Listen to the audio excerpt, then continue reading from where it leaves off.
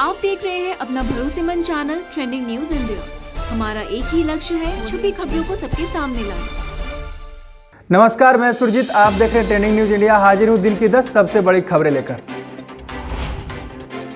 Bharat US के बीच press वार्ता संपन्न, गलवान के शहीदों को दी श्रद्धांजलि। भारत अमेरिका के बीच ऐतिहासिक BECA समझौता पर हस्ताक्षर हो गए। मंगलवार को दोनों देशों के बीच 2+2 वार्ता हुई संपन्न। बैठकों के बाद दोनों देशों की ओर से साझा बयान जारी किया गया। रक्षा मंत्री राजनाथ सिंह ने अपने बयान में कहा कि भारत और अमेरिका की दोस्ती लगातार मजबूत हुई है। 2+2 बैठक में दोनों देशों के कई मसलों पर मंथन किया गया। मोदी सरकार का बड़ा फैसला, अब कश्मीर में कोई भी खरीद सकता है जमीन।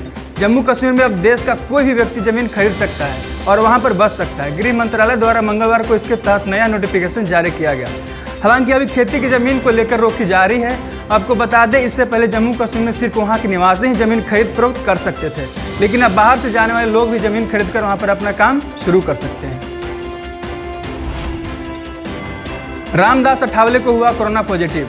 केंद्रीय मंत्री रामदास अठावले कोरोना पॉजिटिव पाए गए। उन्होंने मुंबई के एक अस्पताल में भर्ती कराया गया। बताया जा रहा है कि रामदास अठावले ने पायल घोष को RPI की सदस्यता दिलाई। इसके बाद उन्हें कफ और बदन दर्द की शिकायत हुई थी। इसके बाद उनको कोरोना टेस्ट किया गया। टीवी विवाद थम नहीं रहा। रिपोर्टिंग शैली पर CJI बोले, सार्वजनिक बहस पर ऐसा स्तर कभी नहीं रहा।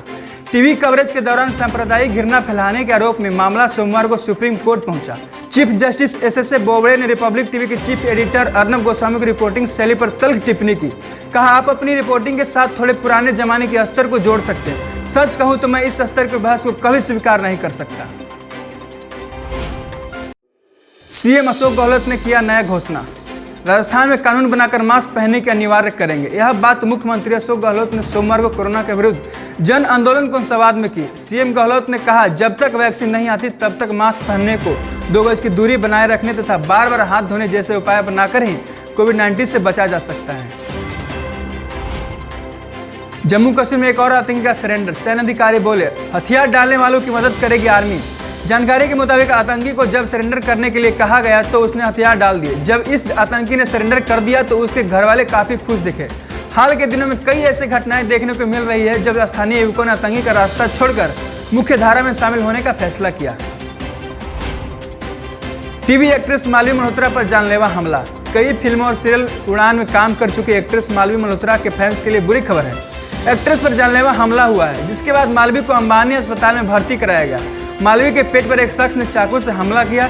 हमले के बाद शख्स ने मालवी के चेहरे पर टारगेट करने की कोशिश की। इसी बीच एक्ट्रेस ने अपने चेहरे के हाथों से कवर कर बचाने की कोशिश की।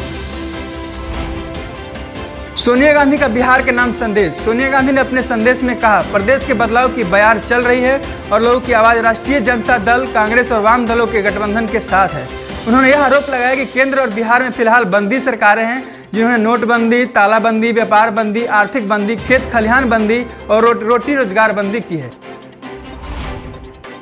निकिता मर्डर केस पर मचा बवाल। हरियाणा के बल्लभगढ़ में सरेआम छात्रा की हत्या के मामले में बवाल बढ़ गया है। पीड़िता परिवार की सड़क पर बैठ गए हैं। इसी वारदात को लेकर लोगों में जबरदस्त गुस्सा है। पुलिस ने भले ही मुख्य आरोपी तौसीफ समेत दोनों आरोपियों को गिरफ्तार कर लिया हो, लोगों की नाराजगी फूटी है। धरने पर बैठे पीड़िता परिवारों को लगातार इंसाफ की मांग कर रहा है। सुशांत केस में नया दावा। भाजपा सांसद नारायण राणे ने कहा, सुशांत का मर्डर हुआ है। महाराष्ट्र का एक मंत्री मौके पर मौजूद था। एक्टर सुशांत सिंह राजपूत की मौत के बाद 4 महीने से ज्यादा समय बीत जाने के बाद नए नए दावे सामने आ रहे हैं। अब भाजपा सांसद नारायण राणे ने कहा है कि सुशांत ने आत्महत्या नहीं की, बल्कि उनका मर्डर हुआ था। सुशांत का केस ओपन होगा तो महाराष्ट्र मंत्रिमंडल का एक मंत्री जेल जा सकता है। राणे ने कहा, उनके पास सबूत है, वे उसे सिर्फ CBI को देंगे।